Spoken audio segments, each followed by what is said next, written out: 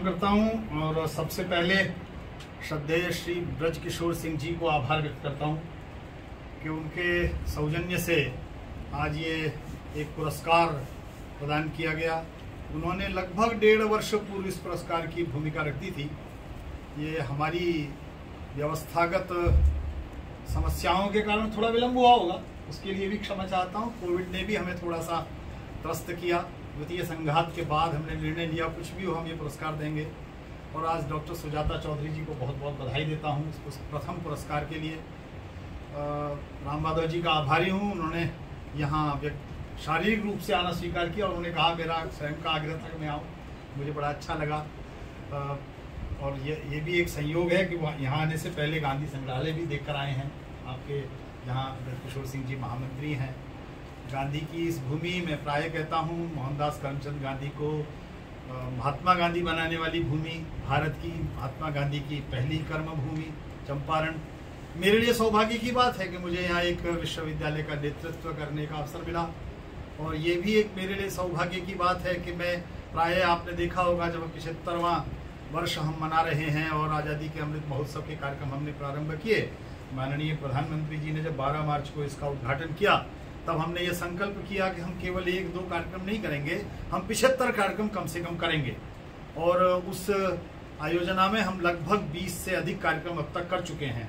हमने ये नियम बनाया कि प्रति सप्ताह एक कार्यक्रम हम आज़ादी का अमृत महोत्सव के अंतर्गत करेंगे। विश्वविद्यालय के विभिन्न विभाग, न केवल गांधी अध्ययन और शांति अध्ययन विभाग, बल्कि एक भारत श्रेष्ठ भारत प्रकल्प, सांस्कृतिक जो प्रकोष्ठ, सभी विभाग विभिन्न प्रकार के इस प्रकार के आयोजन कर रहे हैं। और इन सब से स्व का जागरण का संयुक्त होना अपने आप में एक घटना है, और मैं इसे घटना इस रूप में कह रहा हूं कि स्व का जागरण भारतीय राष्ट्रीय आंदोलन के प्रति हमारी दृष्टि की पुनर्यात्रा भी है। स्व का जागरण भारत को एक नई दृष्टि से देखना भी है। स्व का जागरण आत्मनिर्भर भारत की संकल्पना के साथ संयुक्त होना भी है।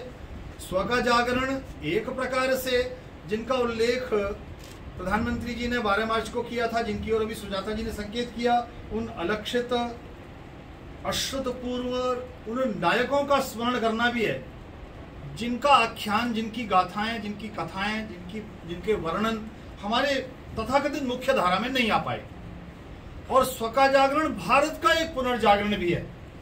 इस बात का स्वीकार भी है कि जिसकी ओर संकेत किया था राम माधव जी ने कि भारत की स्वतंत्रता राजनीतिक स्वतंत्रता मात्र तक सीमित न रही या न रहे, इस विचार पर भी आगे बढ़ना है। विश्वविद्यालयों में, उच्च शिक्षा के संस्थानों में इस प्रकार के विचार करना कि हमारा राजनीतिक आंदोलन, स्वाधीनता का आंदोलन 1857 या उससे पहले भी, मैं जिस स्थान से आता हूँ 1857 का प्रतिनिधित्व करता है। 10 मई 1857 को मेरठ से यह आंदोलन प्रारंभ हुआ, ऐसा कहा जाता है। हालांकि उससे पहले भी हम रानी चेन्नम्मा को याद करते हैं तो उससे पहले हैं, बिरसा मुंडा को याद करते हैं तो उससे पहले हैं।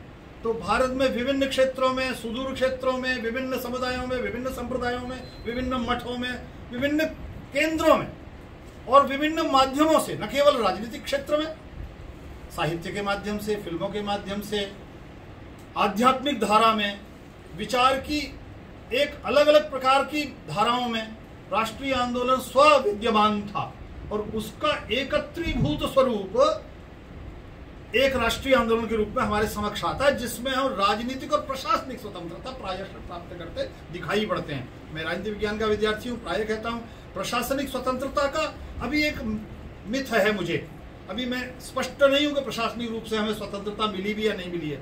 कुछ औपनिवेशिक हैंगओवर जिसे कहा जाता है वो हमारे ऊपर साथ साथ विद्यमान है, लेकिन एक छटपटाहट भी है, और वो छटपटाहट है इससे बाहर निकलने की, और उससे बाहर निकलने की जो छटपटाहट है वही स्व का महत्वपूर्ण जागरण है, वही स्वत्व की पहचान है, उस अस्मिता की ओर हमारा उन्मुखीकरण है, अभिविन्यास है, और हमारा ये विश्वास है कि हम उस स्व की ओर भी पहुंचेंगे, उस लक्ष्य को भी प्राप्त करेंगे, उस गंतव्य और उस मंतव्य तक भी पहुंचेंगे जो वृहत लक्ष्य है सभी इन समाज सुधारकों का, महापुरुषों का, जैसा प्रारंभ में उल्लेख किया, मृदूनि कुसुमादपि वज्रादपि कठोराणि।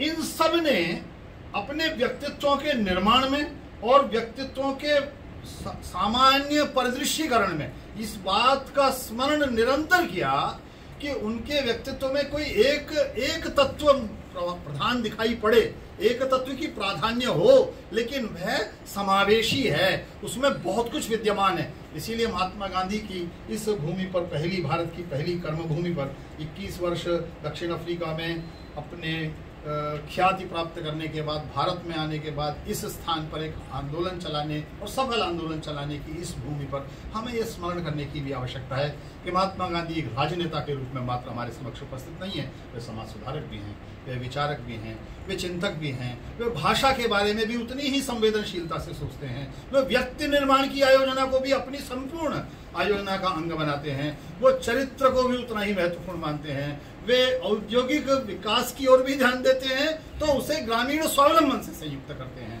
वे मनुष्य के सर्वांगीण विकास की अवधारणा का एक प्रतिमूर्ति हैं।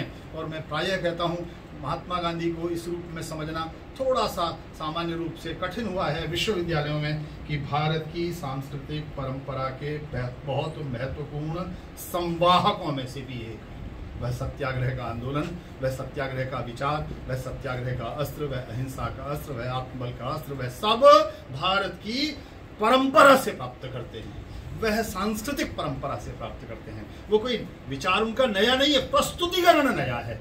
राष्ट्रीय आंदोलन में उसे अस्त्र के रूप में, एक तकनीक के रूप में उपयुक्त करने की उनकी पद्धति नहीं है, लेकिन वह विचार भारत का है, वह भारत का सहस्रों वर्षों की परंपरा का है, वह वैदिक सनातन अक्षुण्ण भारत का है।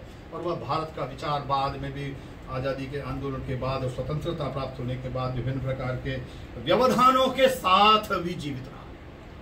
मुझे याद आता है, मैंने आपसे कहा था काशी प्रसाद जायसवाल आज़ादी के आंदोलन में हिंदू पॉलिटी लिख रहे थे और ब्रिटेन के विश्वविद्यालयों में पढ़कर लिख रहे थे। हम याद करते हैं कि जयशंकर प्रसाद हिमाद्रि तुंग सिंह से प्रबुद्ध शुद्ध भारती स्वयं प्रभा समुज्ज्वला स्वतंत्रता पुकारती अमर्त्य वीर पुत्र तुंग सोचलो प्रशस्त पुण्य पंथा है बढ़े चलो राष्ट्रीय आंदोलन में लिख रहे थे। कुरुक्षेत्र राष्ट्रीय आंदोलन में लिखा गया।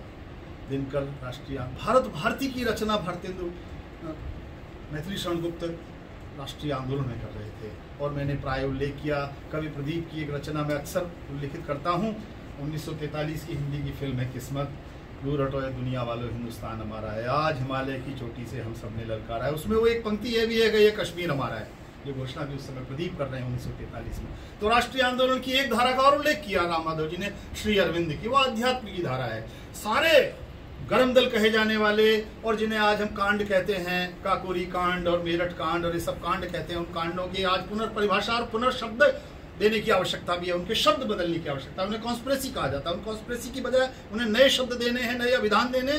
तो उन सब में संलिप्त रहने वाले श्री अरविंद भी और अपने जीवन में आध्यात्मिक धारा में पहुंच जाने के बाद विश्व भर में व्याप्त वैचारिकी के अधिष्ठान को भारतीय विचार के साथ तुलनात्मक रूप से प्रस्तुत करते हुए तत्कालीन कांग्रेस की कमियों के और आचरणों में विसंगतियों को चिन्हांकित भी करते हुए चलते हैं। तो ना वो एक प्रकार का संन्यास लेते हैं और ना वो आध्यात्मिकता के साथ अपने जुड़ाव में किसी प्रकार की कोई कमी करते हैं। ऐसा राष्ट्रीय आंदोलन का वैविध्यपूर्ण स्वरूप जो हमारे सामने है, इसको भी समझने का अवसर है। ये स्व का जागरण के साथ 75 वर्ष मनाने का हमारा अवसर, हमारे लिए सौभाग्य की बात है। हम इसके साक्षी हैं, हम इसके साक्षी हैं, न केवल साक्षी हैं विश्वविद्यालयों के माध्यम से, इन उच्च शिक्षा के संस्थानों के माध्यम से, उसमें हम अपने विचार को, अपनी बात को, अपने स्वर को, अपने ध्वनि को आगे पहुंचाने तक का अवसर भी हमें प्राप्त हुआ है। इसलिए ऐसे आयोजन निश्चित रूप से मुझे लगता है कि हमें यह अवसर प्रदान करते हैं कि वर्तमान भारत, जिसे आज हम न्यू इंडिया प्रधानमंत्री जी कहते हैं, मैं नूतन भारत कहता हूँ, ये जो नूतन भारत है, इस नूतन भारत के वर्तमान स्वरूप के प्रति किसी भी प्रकार की दुर्वस्थाओं की चिंता न करते हुए, लेकिन आकुलताओं को साथ में रखते हुए, व्यग्रताओं को साथ में रखते हुए श्रेष्ठताओं की ओर बढ़ने का हमारा सारा संकल्प वर्तमान के प्रति आकुलताओं के साथ ही प्रारंभ होता है। यदि हम वर्तमान के प्रति किसी प्रकार की संतुष्टि का भाव रखते हैं तो हमारे आगे बढ़ने की सारी संभावनाएं समाप्त हो जाती हैं। लेकिन जैसा उल्लेख किया था राम बहादुर जी ने प्रारंभ में, हमें अपने अतीत से अविच्छिन्न संबंध भी रखना है। जो अतीत को विस्मृत करता है वो भविष्य की उन्मुख नहीं हो सकता है। और मैं प्राय इस मंच से कहता हूँ, अतीत के साथ संबंध रखते हुए वर्तमान के प्रश्नों को संबोधित करते हुए उनसे विचलित न होते हुए और भविष्य की ओर उन्मुखी दृष्टि रखते हुए भारत को आगे बढ़ना है। उस वर्तमान भारत को आगे बढ़ने के लिए हम सबको साथ चलने की आवश्यकता है। वह संगच्छध्वम संवदध्वम संभो मनांसि जानताम का भाव वो केवल वेदश्रुत नहीं है, वो केवल स्मृतियों का श्रुतियों का भाव नहीं है, वो केवल परंपरा नहीं है, वो केवल संस्कार नहीं है, वो भारत का विचार है।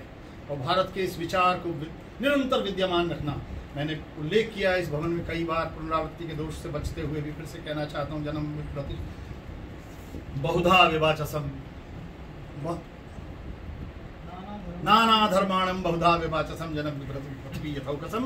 वेद का यह मंत्र भारत की परंपरा को यह विचार देता है कि हम वैभिन्न के साथ, वैविध्य के साथ, एक दूसरे के साथ असहमति के साथ, विरोध न मानते हुए, प्रतिरोध न मानते हुए, शत्रुता स्थापित न करते हुए भी जी सकते हैं। और वह शत्रुता स्थापित न जीते हुए का विचार यजुर्वेद कहता है, यथे माम वाचम कल्याणी मां वदानी जनेभ्य। जो भी मेरे पास श्रेष्ठ विचार है वो सब तक पहुंचे। तो भारत का यह श्रेष्ठ विचार, भारत का विचार, और आपने देखा 1990 के बाद वामपंथ के आधिकारिक अवसान के उपरांत, मैं कहता हूँ आधिकारिक अवसान के उपरांत, तो विचारधारा का अंत, इतिहास का अंत, ईश्वर की मृत्यु, इन सारी घोषणाओं में पूंजीवाद का जय घोष किया गया। लेकिन उस पूंजीवाद के जय घोष के बाद कोविड-19 का जिसका उल्लेख राम माधव जी ने किया, उसके दुष्परिणामों सुपरिणामों में एक परिणाम यह भी है कि उसने विश्व के समक्ष ये विचार भी उत्पन्न कर दिया कि ये दोनों विचार वामपंथ का और पूंजीवाद का निस्सार हैं, क्षणिक हैं, क्षणभंगुर हैं। यह ऐश्वर्य बहुत ही निरर्थक है, ये किसी काम का नहीं है। और ये जो भौतिक ऐश्वर्य के प्रति हमारी भागदौड़ थी, वह उससे त्याग तपस्या मात्र की ओर उन्मुख होने का लक्ष्य नहीं है। वह ऐश्वर्य, दीनदयाल जी एक वाक्य, उपनिषद का वाक्य उल्लेख करते थे अपने भाषण में, उन्होंने कहा नायम आत्मा बलहीनेन लभ्य। ये बल केवल शारीरिक बल नहीं है, ये आत्मबल भी है, ये भौतिक ऐश्वर्य भी है, समृद्धि भी है। इस सुख की कामना से साथ संपृक्ति को बनाए रखते हुए भी तेन त्यक्तेन भुंजिता के भाव से विश्व के समक्ष एक ऐसी वैकल्पिक दृष्टि देने में भारत समर्थ होगा, ये अवसर है हमारे सामने। और इस पूंजीवादी और वामपंथी अवसान ने भारत के विचार को विश्व के समक्ष सशक्त रूप से, समर्थ रूप से प्रस्तुत करने का अवसर दिया है। ये चुनौती भी है, केवल अवसर नहीं है, ये चुनौती भी है। और इस चुनौती को हमारे विश्वविद्यालयों का यह अकादमिक समुदाय स्वीकार करेगा, इसी आशा, इसी प्रार्थना के साथ आप सबको प्रणाम करता हूँ।